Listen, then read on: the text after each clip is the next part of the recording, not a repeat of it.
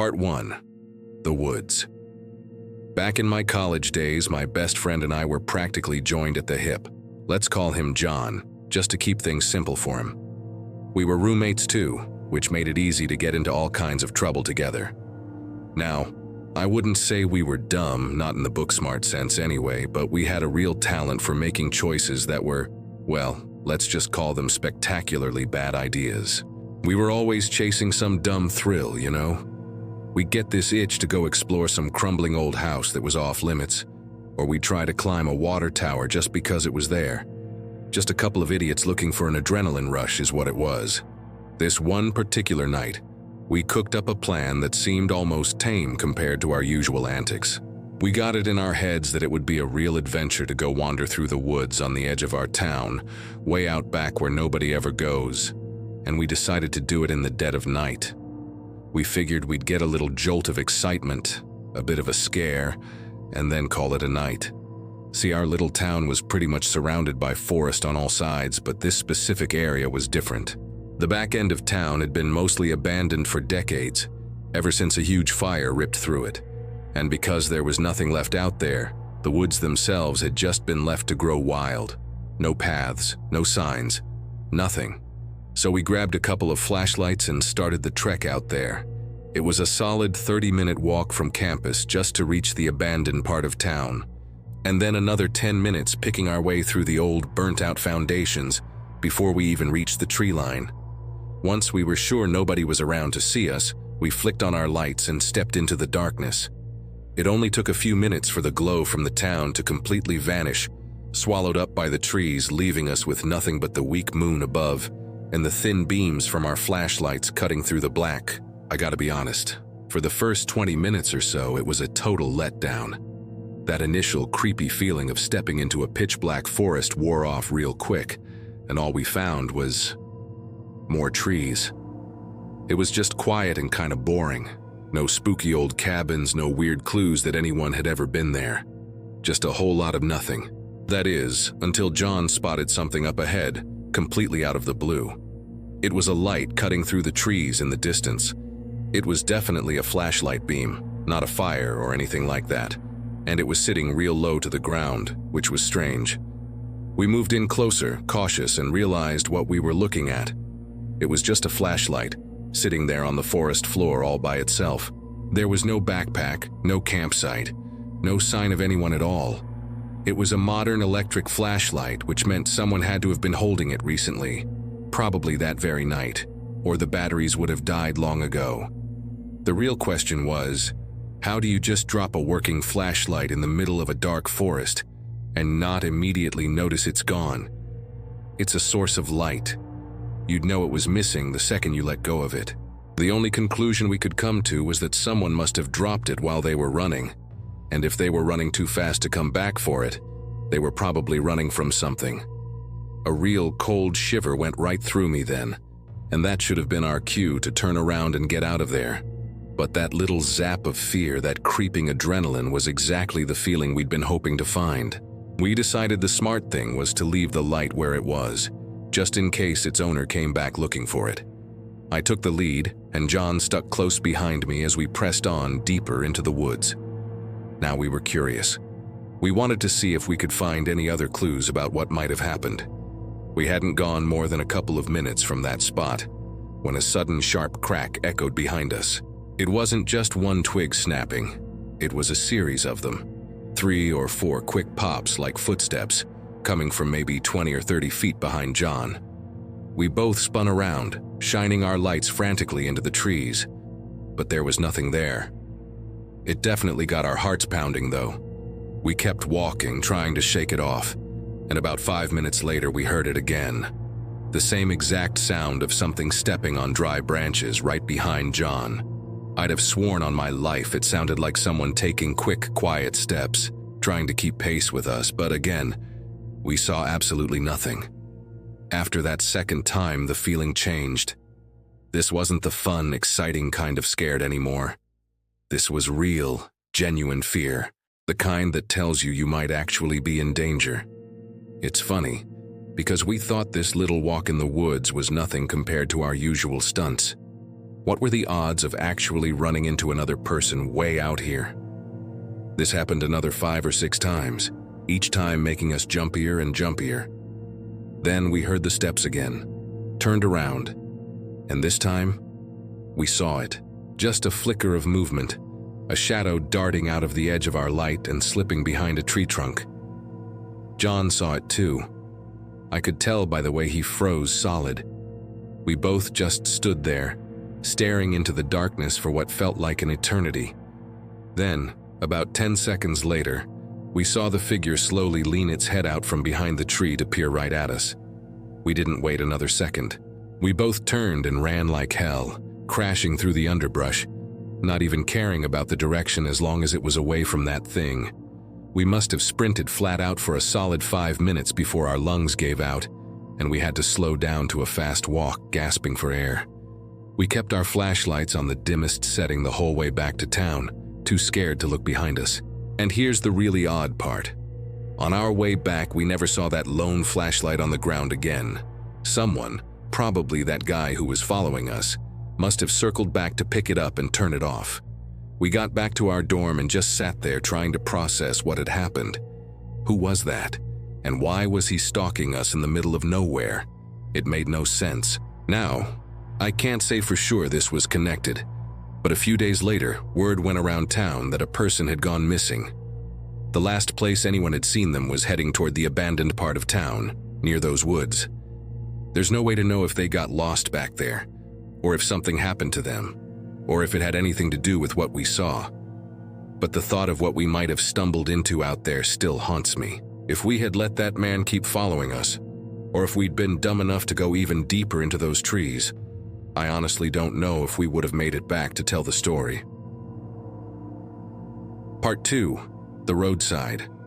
A few years after college, I moved clear across the country, from the far west coast to a place about 1,000 miles inland. The drive took me through the northern United States, away from the big, busy interstate highways that everyone uses. To get where I was going, I had to take a bunch of these smaller, less traveled side roads. It was a beautiful drive, sure, all scenic and peaceful, but after making the trip back and forth a few times, the novelty of the view really started to wear off. This happened on my very last trip, with the final few boxes of my stuff crammed into the trunk. I'd been driving all day and I was exhausted, so I pulled into a little town around 6 in the evening to take a quick nap. I woke up around 9, feeling a bit more rested, and got back on the road, wanting to put some more miles behind me. I'd only been driving for about an hour when my car started making a horrible noise. A whole dashboard's worth of warning lights flickered on, and the steering started feeling loose and weird, like I wasn't fully in control anymore. It got progressively worse over the next 5 minutes, until it was clear the car was about to give up the ghost entirely. I managed to wrestle it over onto the gravel shoulder and kill the engine. It felt like a bad joke. Of course, this would happen in the one stretch of road that was literally in the middle of nowhere. From all my previous trips, I knew there wasn't a single town or gas station for at least an hour in either direction. And of course, my phone had no service out there. It was just me, my broken down car, woods in every direction, and not another soul on the road. I just slumped back in my seat for a minute, utterly defeated, then got out to take a look. Now I know less than nothing about cars, but I figured I had to at least look like I was trying to figure it out. There was nothing obvious, no smoke or flat tire. The old junker had just finally quit on me. After standing outside for a couple of minutes, I started to really notice how creepy that road was. There were just a few dim, spread-out streetlights, and beyond them, nothing but trees that seemed to go on forever. It was dead quiet, too. I remember actually thinking to myself that it felt like the setup for a horror movie. I knew my only shot was to flag someone down and hope they'd help, either by giving me a lift to the next town, or maybe having a cell signal to call a tow truck. So I leaned against my car and settled in to wait. I was surprised when, after only about 15 minutes, a car actually came down the road. Even more surprising, it slowed down and pulled over right next to me. It was a dark sedan. The driver rolled down his window. He looked to be in his mid-30s and was smoking a cigarette. He just looked me up and down for a few seconds, like he was sizing me up before he asked if I was okay. I guess I couldn't blame him for being cautious about some random guy on a dark road. I explained my situation, that my car had just conked out. He took a long drag of his cigarette and thought about it, and as he did, I noticed he kept checking his rear view and side mirrors. Maybe it was just a gut feeling, but something about this guy felt really off. This wasn't the time to be choosy, but every alarm bell in my head was screaming at me not to get in that car. "Well, why don't you hop in?" he finally said. "I can give you a lift to the next town. Don't mind helping a fella out tonight." I paused, scrambling for an excuse. I actually have a buddy on his way. He should be here any minute. Sorry, I should have mentioned that."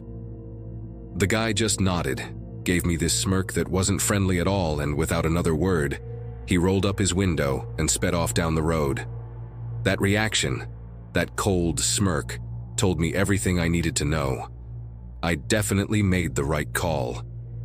But that was the last car I saw for over an hour. I was starting to doze off, leaning against my car, when I saw headlights approaching from the direction I'd been heading.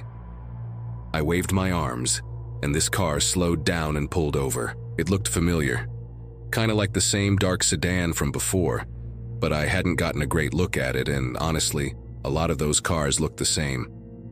This time, though, it was a woman driving. She looked to be in her late 20s. She rolled down her window and asked if I needed help, but it was strange. She had this nervous, tight smile on her face, like she really didn't want to be there. I told her I just needed a ride to the next gas station or town, anywhere with people. She just nodded and hit the button to unlock the passenger door. I wasn't about to say no to a second offer, so I got in. The vibe in that car was instantly disturbing. She didn't say a word to me. She just stared straight ahead at the road, her eyes wide open. "Thank you so much for stopping," I said, trying to break the tense silence. I really didn't know what I was going to do out there. She didn't even ask about my car or what had happened. She didn't respond at all. She just kept staring. Something was very wrong with her, but I couldn't put my finger on it. So I just sat back and tried to relax as we drove in total silence for about 20 minutes. Then I saw a sign for a gas station coming up in 2 miles. I felt a huge wave of relief. "You can just drop me off at that gas station up there," I told her. "That'd be perfect." She didn't look at me. She just gave a short, quick nod, her face still a mask. Now that we were almost there, my nerves were calming down and I figured I'd check on her. "Hey, is everything okay?" She glanced at me for a split second, and then her eyes darted back to the road. In that brief look, I saw it. Pure fear. She was terrified. And just then I saw a movement in the corner of my eye. I looked up at the rearview mirror. My heart just about stopped. The back seat was dark, but a figure was sitting right behind my seat, hunched down like he was trying to stay out of sight. The second I looked, he sat up straight, and in the dim light I could see it was the same guy who had stopped for me earlier, and he looked absolutely furious. I snapped my head forward. The gas station was right there.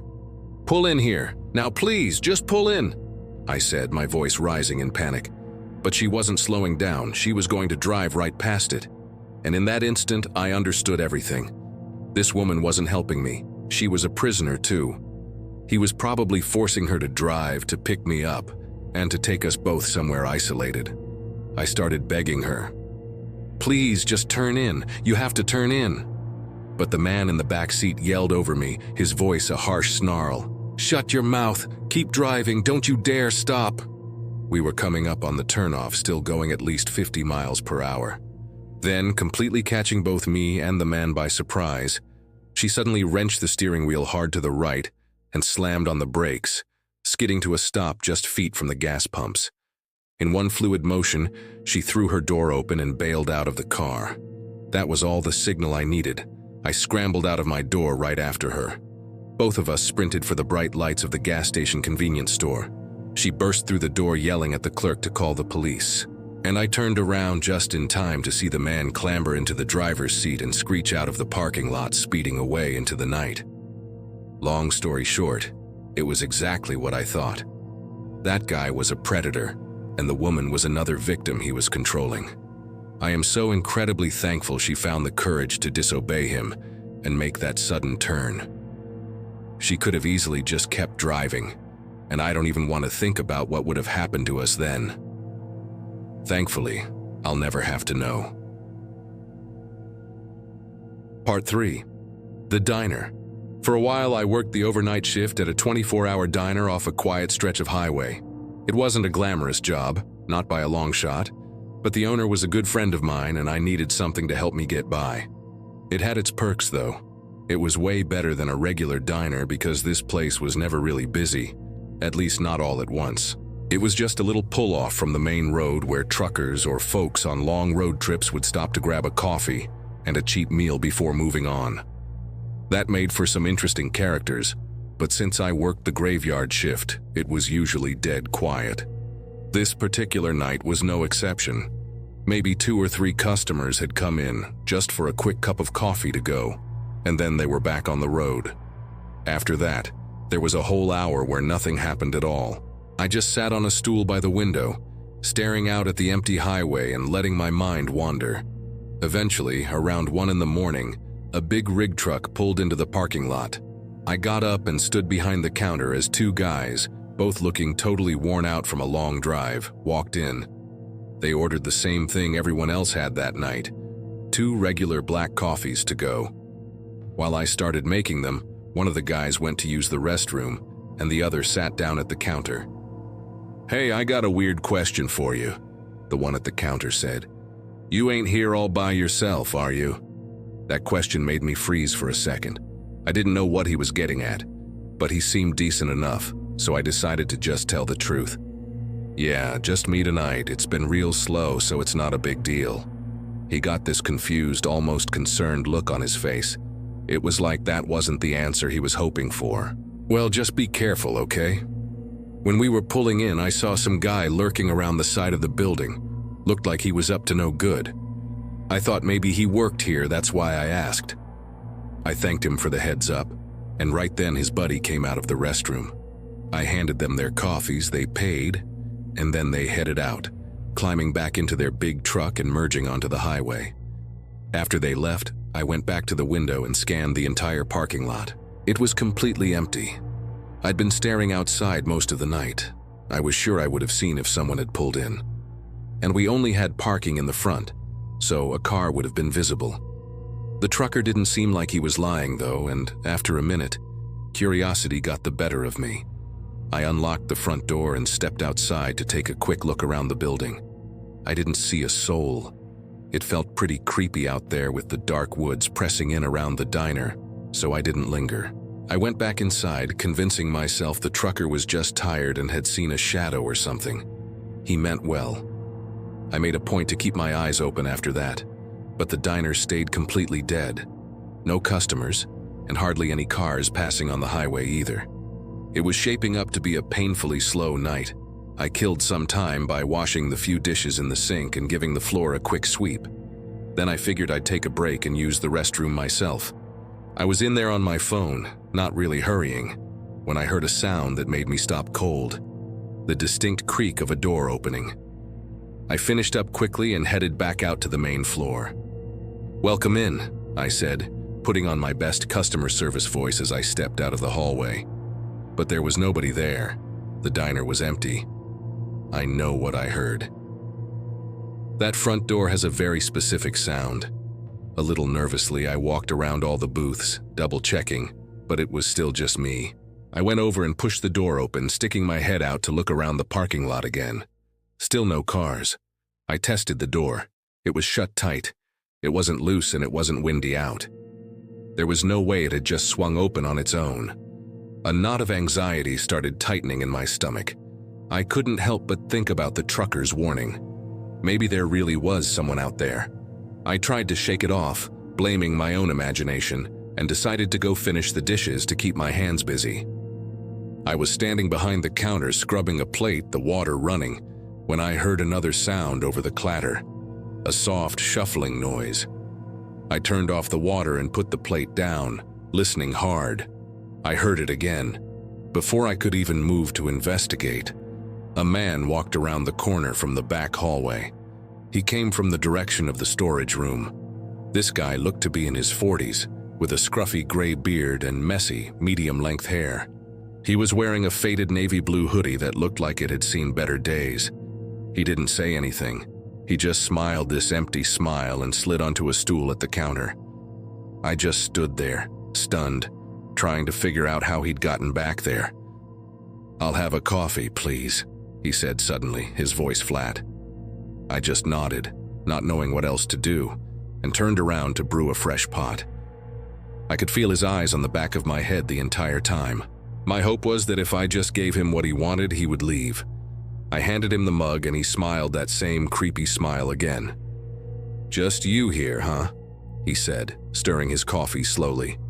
"I bet it gets lonely. Doesn't seem like many people come around here at this time of night." Sometimes, I guess," I replied, "but it's not too bad." He kept talking, making small talk that felt anything but small. "How long they make you work overnight for?" "Until 3 a.m., 4 a.m. I told him my schedule changes all the time, not wanting to give him any specific information.